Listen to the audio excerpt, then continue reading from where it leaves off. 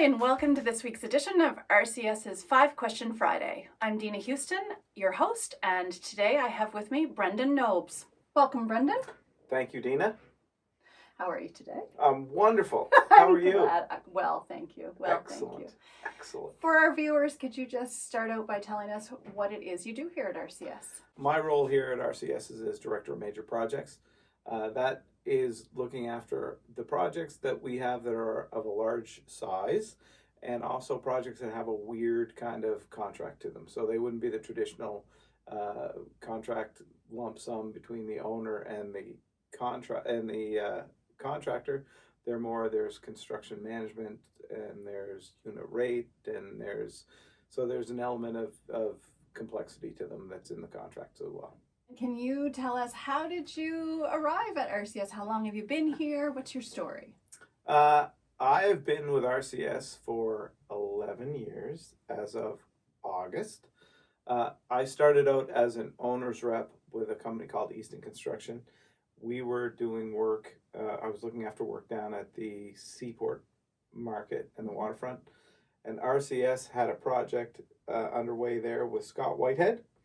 And I was looking after that project on behalf of the owner. And so shortly thereafter, I got a phone call from Doug asking me to join RCS. And I didn't right away, but I did shortly after. So here I am. Nice. Very good. Tell me, what is your favorite thing about working for RCS?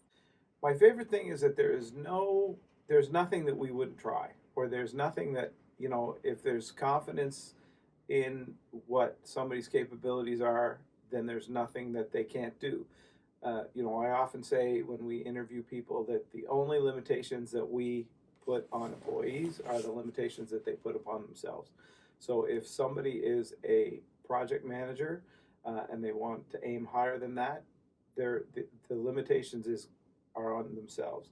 Project coordinators can become project managers. Site superintendents can become project managers, or senior site supers. There's so much flexibility in what people can do that it really is up to them.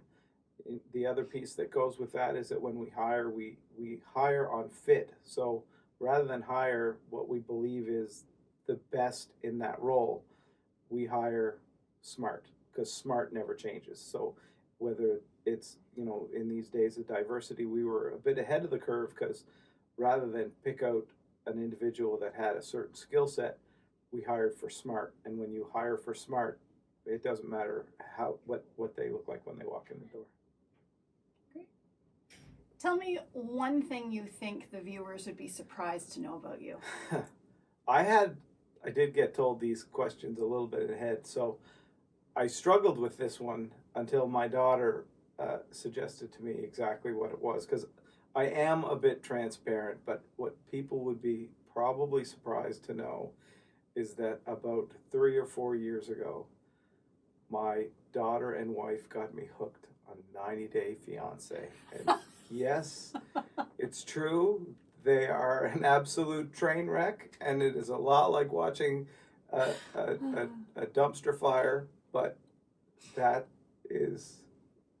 that's a good one. I hadn't thought of that one for you, but that's Yeah. true. So Brendan, over the almost 11 years that you've been with RCS, you've touched a lot of projects. What would you say are 3 of the projects that are near and dear to your heart or have stuck out to you?